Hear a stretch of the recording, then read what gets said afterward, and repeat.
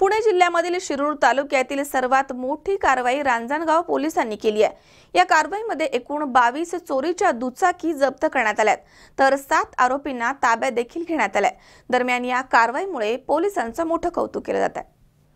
पुणे जिल्ह्यामधील शिरूर तालुक्यातील सर्वात मोठी कारवाई रांजणगाव पोलिसांनी केली आहे। एकूण 22 चोरीच्या दुचाकी इथे जप्त करण्यात आल्यात, तर 7 आरोपींना ताब्यात घेण्यात आले।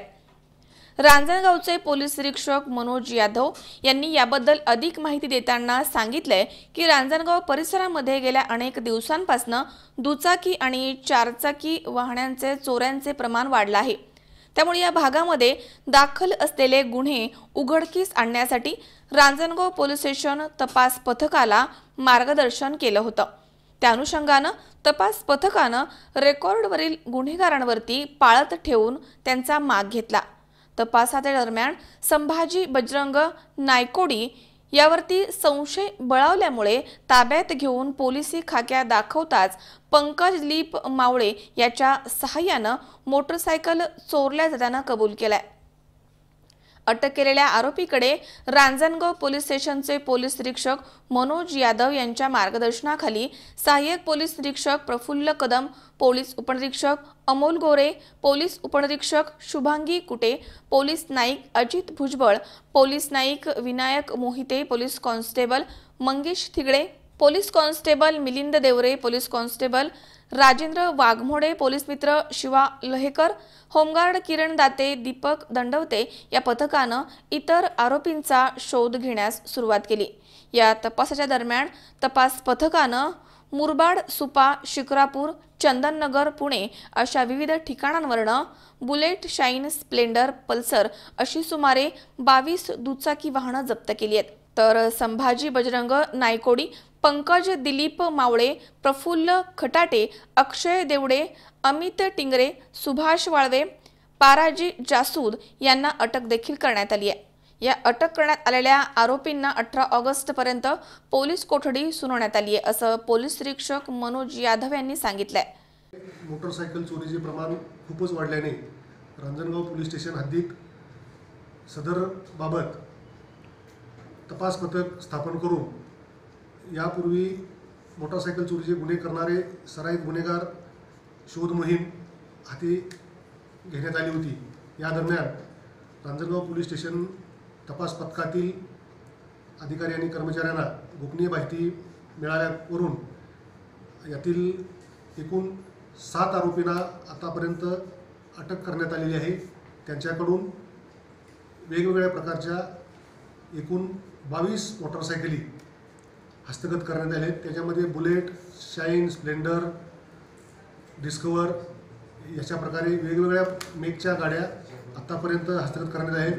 7 आरोपींना 18 ऑगस्ट 2018 पर्यंत माननीय शिरूर कोर्टाने पोलीस कोठडी सुनावलेली आहे।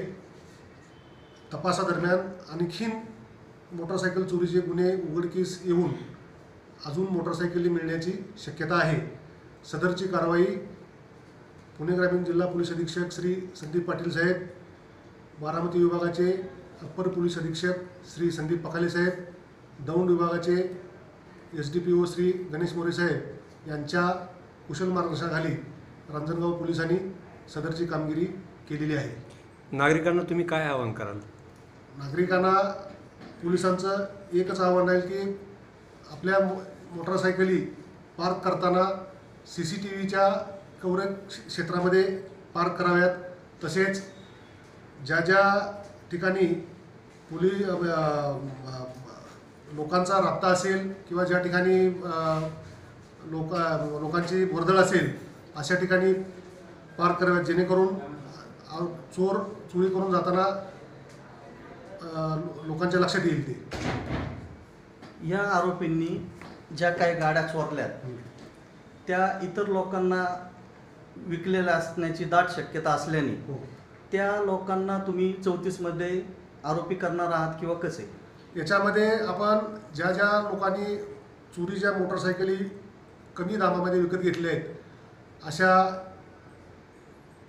लोकांना आम्ही सदर गुन्ह्यामध्ये आरोपी केलेले आहे। यस। त्यानंतर आत्ता ह्या ज्या 22 मोटरसायकल तुम्ही हस्तगत केल्या, तर ह्या कोणाच्या ताब्यातून केलेल्या आहेत? ह्या काही आरोपींच्या ताब्यातून केलेल्या आहेत, काही रिसिव्हर लोकांच्या ताब्यातून केलेल्या आहेत. हे सगळ्या त्यांच्या म्हणजे प्रत्यक्ष तावडीतून त्यांच्या किंवा प्रत्यक्ष ताब्यातून आम्ही हस्तगत केलेले आहेत. शिरूर तालुक्यात शिरूर, रांजणगाव, शिक्रापूर या तीनही पोलीस स्टेशनच्या हद्दीमध्ये गेल्या अनेक दिवसांपासून वाहन चोरीचे गुन्हे वाढले आहेत. रांजणगाव पोलिसांनी आतापर्यंतची जिल्ह्यामधील सर्वात मोठी पोलीस कारवाई केली आहे. त्यामुळे पोलीस पथकाचं तालुक्यामधनं अभिनंदन केलं जात आहे. अरुण कुमार मोटे सह कॅमेरामन राजेश खराडे, C24 तास, शिरूर. सबस्क्राईब करा आमच्या YouTube चॅनलवर आणि बेल आयकॉनवरती क्लिक करा सर्वात पहिले आपल्या परिसरातील बातम्या बघण्यासाठी.